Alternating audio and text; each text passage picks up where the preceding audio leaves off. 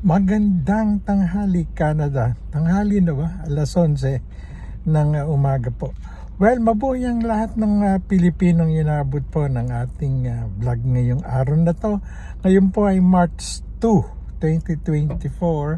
At ito po ang inyong kabayan Mondatol. At syempre, naku, katatapos lang nating maglakad dito sa Hillcrest Mall. Kung saan po tayo regular na naglalakad. Isang oras din yun. Okay na, medyo okay na pakiramdam natin. Ngayong umaga, medyo kahapon po kasi may napanood na naman ako na I don't want to watch it, pero nagulantang ako May homeless na naman na inilabas yung isang kababayan natin dito, vlogger sa Canada. Pero nung tingnan ko kung kailan, 11 months ago, last year pa pala. At yung kanyang ipiniture, hindi po sa Toronto or Ontario, kundi doon po sa Calgary. Nakasaksakan ng ginaw. October yata yun or kung winter. Ano ron dahilan? Siya daw sa Pilipinas at iniwanan siya ng kanyang asawa at pinagpalit sa puti. Ika nga, redneck Canadian or whatever, kung anong kuwan yun. Yun ang dahilan kaya siya ay yun. Anyways, sa dami po ng nagpupuntahan dito sa Canada, libo-libo po yun kukumpara mo yung umaalis ng Canada, wala pa sigurong 0.1% nung nagpupuntahan dito. Ika nga natin, because karamihan sa nagpupuntahan dito talagang may rason, ika nga natin. At yun ang gusto kong pag-usapan natin. Ano ba mga rason kung bakit umaalis daw ang mga Pilipinong Canadian dito? Ano bang mga dahilan?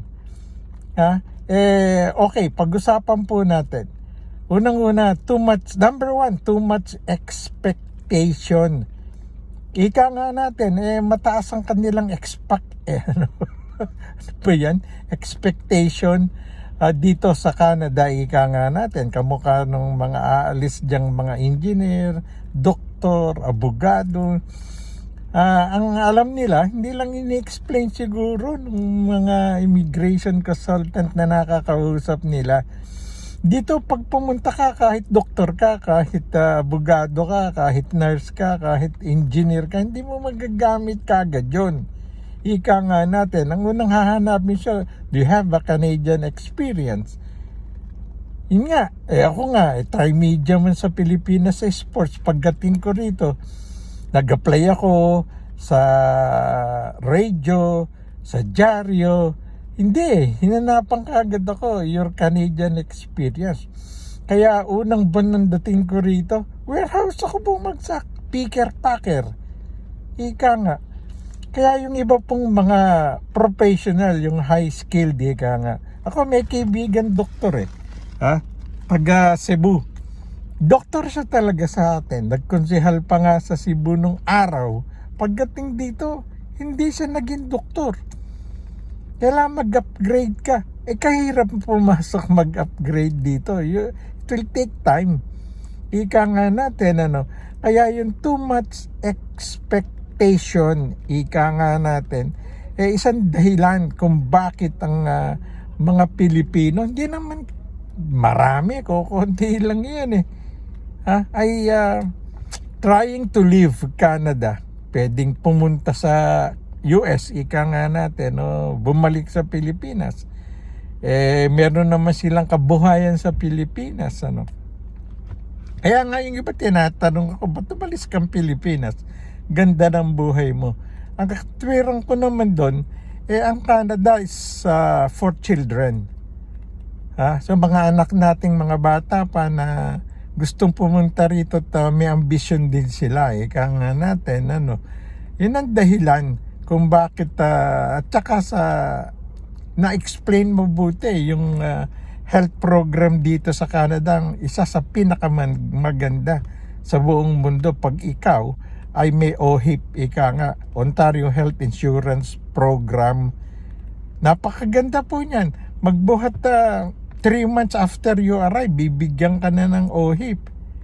At saka yung PIN, yung SIN, yung ginagamit po sa pagtatrabaho, pantax, ayun. Kaya nakakasira kagad ng diskarte yung too much expectation. Kailangan yung tutulong sa inyong pumunta rito, explain sa inyo yun. Hindi ko mo doktor ka, hindi ko mo engineer ka, abogado ka, magagamit mo kagad dito. Hindi po. Kaya yung iba, after 5 months, 6 months, nadidepress na. Ala silang makuhang trabaho nung naaayon sa kanilang stature sa Pilipinas. Yung status mo, professional ka. Ika nga natin. Yun ang unang-unang dahilan. Too much expectation. Dito you could find any kind of job. Huwag ka lang mamimili. Karamihan nga rito, yung mga galing ng Hong Kong, karamihan dyan, teacher, pero DH sa Hong Kong, pupunta rito yan, tinulungan, may makukuhang employer. Ika nga, healthcare. Yun nga, kailangan dito ngayon, mga nurse. Ang kinukuha sa PSW, personal service worker, yung PSW. Yun ang hinahanap kagad dito, sapagkat papatanda na ang dito ang mga tao. Ika nga natin, sensya na nga pala, hindi pa ako nag-save, kagagaling ko lang maglakad. Mamaya na siguro, pero kita nyo, may na ang buhok ni Datol. Yan po, ilang dahilan lamang. Number 1 yan, yung too much expectation. Kaya nga sabi natin, kailangan yung immigration consultant, nakakausapin yung hingan nyo ng tulong, napupunta kayo, explain sa inyo, ano bang buhay ng Canada? Am I going to have my own clinic kagad pag dentista ka, doktor ka? Hindi po. Explain sa inyo mabuti. Ang iba naman kasi, just go to Canada. Yun ang pinakamagandang bansa ngayon sa North America. Tinalo pa niya ng US. Pag malaki po expectation nyo, baka masira ang inyong pangarapin pagdating ng 5 to 6 months. Kaya yung iba, sinasabi nila, pauwi na sila. Yung iba, lilipat ng bansa. Kamukha niyan, yung kaya nga ako na naman ngayon ilang vlogger ba yung ginagawang content yung kababayan natin? Naghihirap na nga rito. Anong gagawin? Kukunan ng video. Homeless si kababayan. Titingnan yung mga gamit. Anong gagawin tulong? Wala.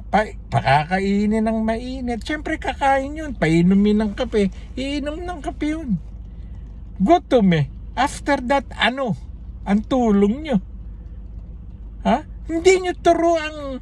Hanapin nyo muna yung consulate or embassy natin sa lugar na yan. Saka nyo puntahan yung alam nyong homeless. Kausapin nyo yung mga consular official, consul general, conjan, yung labat, labor attaché. Anong maitutulong sa mga ilang taong homeless dito? Yun ang gawin nyo. Hindi yung ipipicture nyo homeless. Hindi ako dumating ako rito, bago ako nagdyaryo noong 2003, kinaibigan ko muna yung konsulado, embassy. Sapagkat darating ka ako panahon ng araw na lalapitan ko para ihingi ng tulong itong ating mga kababayan posibleng may problema rito. Nagawa ko yan. Yung mga consul general, yung conjen, ilang conjen yan naging best friend namin sa media. Sinasirang Tennis Ariano, sinasirang Butch Galicia, si Idol Ace Alvarez, Ricky Caluen. Kami magkakasama yan tumutulong nun sa mga kapuspalad dito. May natulungan nga kami nun Nakita namin dyan sa Little Manila area, sa Wilson and Batters. May isang kwan dyan homeless, isa. Hindi lang namin pinakain, pinatulong or pinatulog dun sa isang kaibigan naming may building, kundi inilapit namin sa konsulado. Kaya ang consular ako noon, gumawa ata ng paraan para kulang daw sila sa budget. Ayun ang problema. Ang dami naging presidentong binigyan. Si Amba Jones lang ang humingi ng tulong dyan Sa ating naging naging ambassador. Ang galing nun. Si Ambassador West. Amba Jones ang tawag namin doon. Ang bait nun. Si Peter Chan na yan. Magagaling na Consul General yan. Si Mosquera. Si Andy Mosquera. Conjen, ang gagaling yan. Kaya nga po, sabi ko nga dito, sana itong mga, hindi po sa Toronto yung kanilang pinipicture. Bihira po akong makakita rito ng Pilipinong homeless.